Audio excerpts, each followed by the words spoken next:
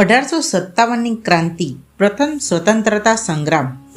શું તમને ખબર છે કે ભારતની સ્વતંત્રતાનો મશાલ પહેલાં ક્યારે પ્રજ્વલિત થયો હતો? આ આઝાદીની લડાઈ સામાન્ય પ્રજાની લડત નહીં, પરંતુ રક્ત પસીનાની કથા છે, જ્યાં આઝાદી માટે અનેક લોકોએ પોતાનું સર્વસ્વ ન્યોછાવર કર્યું હતું. આ કથા છે 1857ની ક્રાંતિની, જેને આપણે પ્રથમ સ્વતંત્રતા સંગ્રામ કહેતા શીખ્યા છીએ.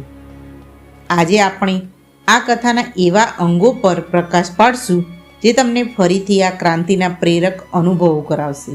1820ના દાયકામાં ઈસ્ટ ઇન્ડિયા કંપનીએ પોતાની શાસન શૈલી ગોઠવી હતી. કંપનીએ ખેડૂતો પર દમનકારી કર લાદ્યો હતો, જેનાથી લોકો આર્થિક રીતે તબાહી તરફ ધકેલાઈ ગયા હતા.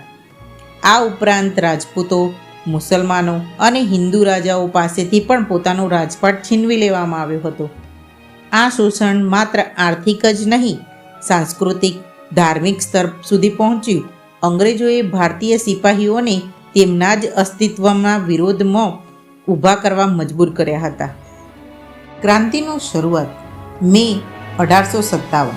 આ મશાલ પ્રગટાવવાની શરૂઆત થઈ કાનપુરના મંગલ પાંડેના શૌર્યથી.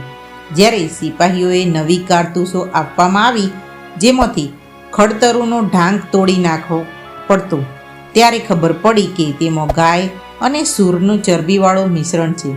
હિન્દુઓ અને મુસલમાનો બંને આ માટે તેમના ધર્મની વિરુદ્ધ હતું. મંગલ પાંડેના વિરોધે ક્રાંતિના સૂર સંભળાવ્યા. 29 માર્ચ 1857ના રોજ બેરાકપુરમાં મંગલ પાંડે દ્વારા શરૂ થયેલી ક્રાંતિએ અંગ્રેજો માટે ખતરાની ઘંટી વગાડી દીધી. મહાન શૂરવીરોની સાહસિક કથાઓ. 1857ની ક્રાંતિના દરેક ખૂણે મહાન નાયક નાયિકા ઉછરી કાઢ્યા. નંબર 1, ઝાંસીની રાણી લક્ષ્મીબાઈ. રાણી લક્ષ્મીબાઈ બોલકી, હિંમત આજે પણ દરેકને પ્રેરણા સ્ત્રોત છે. પોતાના રાજ્યને બચાવવા માટે આઝાદી માટે લડત લડ્યા. તેમણે અંગ્રેજોની સેનાને ડટીને સામનો કર્યો હતો. મેં ઝાંસી નહીં દૂંગી એમ કહીને રાણી લક્ષ્મીબાઈએ રણમાં સાહસિક યુદ્ધ લડ્યું અને પોતાની જમીન માટે શહીદ થઈ ગયા. 2, નાના સાહેબ પેશવા. કાનપુરમાં ક્રાંતિએ આગે વધારનાર નાના સાહેબ અંગ્રેજોની વિરુદ્ધ બળવાખોરીનું જોરશોરથી નેતૃત્વ કર્યું. તેમનો લડત આઝાદીના મશાલ માટે પ્રેરણારૂપ બની. 3, તાત્યા ટોપે. તાત્યા ટોપે રાણી લક્ષ્મીબાઈના સહયોગી હતા. તેમણે ગેરીલા યુદ્ધની નવી ટેકનિકથી અંગ્રેજોની સેના પર હુમલાઓ કર્યા અને ક્રાંતિનો ઉમળકાભેર ભર્યા. 4, બિહારના કુંવરસિંહ. 80 વર્ષની વયે પણ કુંવરસિંહે બ્રિટિશો સામે યુદ્ધનું નેતૃત્વ કર્યું. તેમનો સાહસ ભારતીય યુવાનોને હંમેશા પ્રેરણારૂપ છે. ક્રાંતિની સફળતા અને અસફળતા. 1857ની ક્રાંતિ એક મોટો ચેતવણીરૂપ વિસ્ફોટ હતો. એ દેશવ્યાપી નહોતો, પણ કાનપુર, ઝાંસી, દિલ્હી, લખનઉ જેવા મુખ્ય વિસ્તારોમાં ઘમાસાણ યુદ્ધ થયું હતું. કેટલાક રાજાઓ અંગ્રેજો સાથે હતા, જેનાથી ક્રાંતિ સંપૂર્ણ રીતે સફળ થઈ શકી નહીં.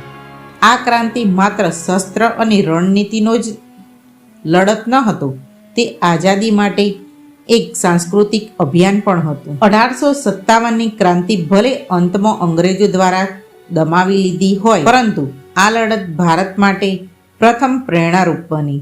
આ સંઘર્ષ ભારતીય જનતા માટે એકતા, દેશપ્રેમ અને સ્વતંત્રતાના અમૂલ્ય પાઠ શીખવ્યા. આ ક્રાંતિએ ભારતીયો માટે આઝાદીના બીજ વાવ્યા, જે 1947ના સ્વતંત્રતાના વિજયમાં ફૂલ્યા. આજના દિવસોમાં જ્યારે આપણે સ્વતંત્રતા માણીએ છીએ, ત્યારે એ પહેલી લડતના ક્રાંતિકારીઓને યાદ કરવાનો સમય છે. 1857ની આ મશાલે જે પ્રગટ કર્યું તે અમર છે.